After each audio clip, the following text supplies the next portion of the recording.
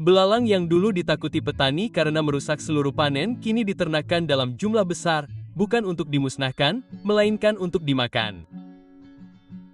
Kedengarannya aneh, tetapi budidaya belalang diam-diam menjadi industri yang berkembang pesat di banyak belahan dunia.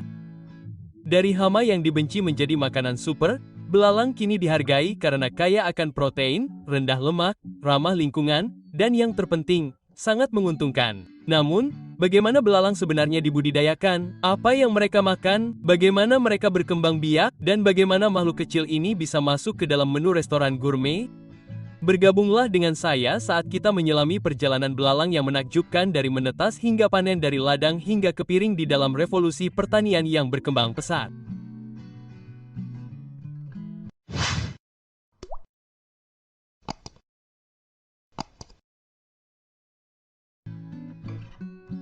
Saat ini, dunia mengonsumsi sekitar 1.000 ton belalang setiap tahunnya, dengan Tiongkok memproduksi hampir 500 juta belalang setiap tahun, melayani pasar domestik dan mengekspor ke negara-negara seperti Jepang, Korea Selatan, Amerika Serikat, dan seluruh Asia Tenggara. Belalang mengandung protein yang sangat tinggi, hingga 74,8%, sementara rendah lemak dan karbohidrat. Hal ini membuat belalang semakin populer dalam pola makan yang berkelanjutan dan sadar kesehatan. Selain dikonsumsi sebagai serangga utuh, belalang juga diolah menjadi berbagai produk bernilai tambah, camilan renyah, bubuk protein, makanan kaleng, dan bahkan suplemen kesehatan. Beberapa peternakan mengkhususkan diri dalam menjual telur belalang untuk memasok operasi pembiakan atau lembaga penelitian.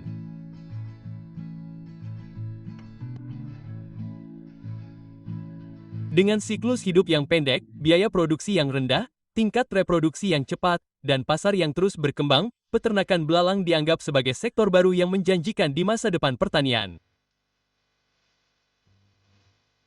Belalang mulai bereproduksi setelah mencapai usia dewasa, biasanya sekitar 30 hingga 35 hari setelah menetas. Saat siap, belalang betina menggunakan obositor khusus untuk menggali lubang kecil di tanah lembab di dalam kandang pembiakan, dengan hati-hati menempatkan telur mereka ke dalam kelompok yang dikenal sebagai polong telur. Setiap betina dapat bertelur beberapa kali selama hidupnya dengan hingga 120 telur per polong. Setelah bertelur, ia mengeluarkan zat seperti gel yang melapisi telur. Lapisan pelindung ini mengeras menjadi perisai kedap air, melindungi telur dari kondisi lingkungan yang keras. Telur diinkubasi dalam kondisi ideal sekitar suhu 30 hingga 70% dan kelembapan 70%, yang sangat mirip dengan lingkungan alami belalang. Setelah sekitar 10 hingga 12 hari, telur menetas menjadi nimfa kecil.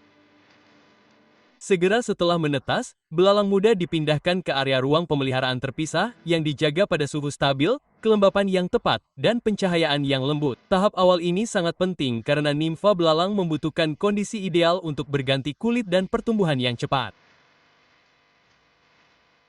Selain pengendalian iklim, kandang ditutup rapat dengan jaring halus atau panel plastik transparan setinggi sekitar 1,5 hingga 2 meter yang menutupi seluruh area. Beberapa peternakan juga memasang atap jaring untuk mencegah belalang dewasa melarikan diri selama pergerakan atau panen.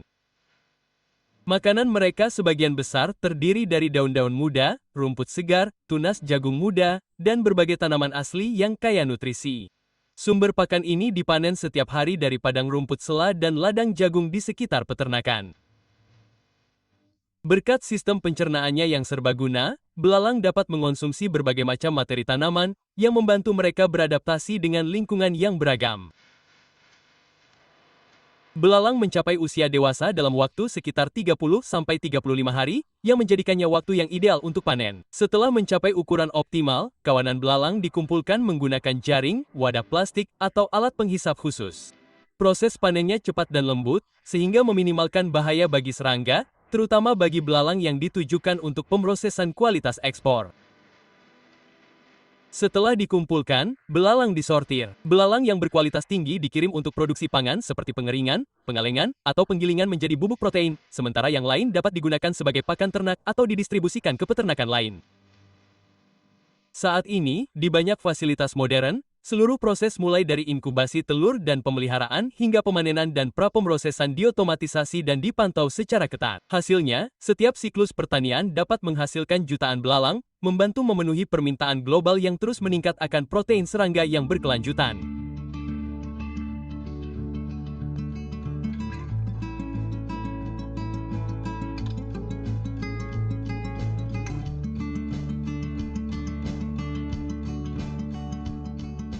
Setelah dipanen, belalang melalui proses pembersihan yang cermat.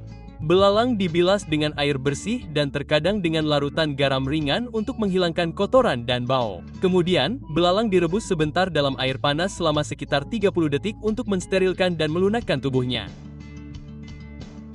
Bergantung pada tujuan penggunaannya, belalang diproses dengan berbagai cara, yaitu dikeringkan atau dibekukan. Ini adalah metode yang populer untuk mempertahankan nutrisi dan memperpanjang umur simpan. Belalang kering dapat dikonsumsi sebagai camilan atau digiling menjadi bubuk protein.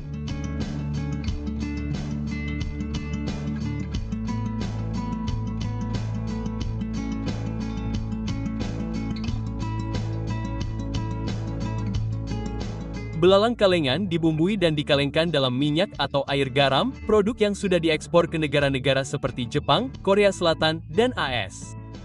Digiling menjadi bubuk. Bubuk protein belalang digunakan dalam makanan panggang, mie, batangan energi, atau sebagai suplemen makanan. Nilai gizi daging belalang sangat mengesankan. Daging belalang mengandung hingga 74,8% protein, hanya 5,25% lemak, dan sekitar 4,77% karbohidrat, jauh lebih unggul daripada banyak daging merah, dan bebas dari kolesterol berbahaya.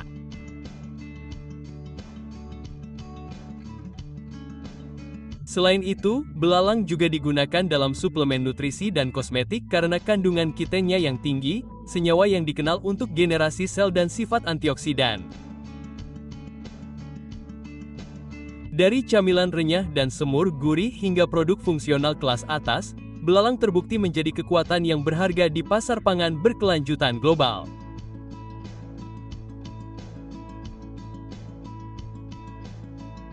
Belalang, yang dulu dianggap sebagai hama pertanian, kini menjadi simbol tren baru. Makanan berkelanjutan yang kaya nutrisi dan ramah lingkungan. Dengan siklus hidup yang pendek, tingkat reproduksi yang tinggi, kebutuhan pakan yang rendah, dan nilai ekonomi yang meningkat, budidaya belalang membuka peluang besar bagi pertanian modern.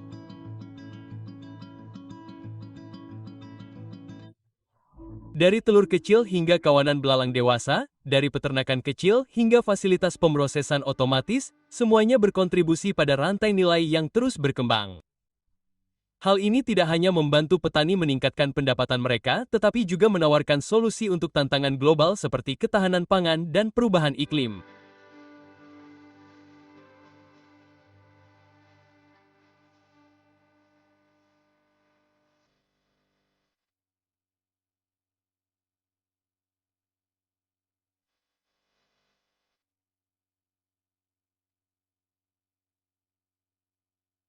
Bagaimana pendapat Anda tentang model ini? Mungkinkah ini menjadi makanan masa depan?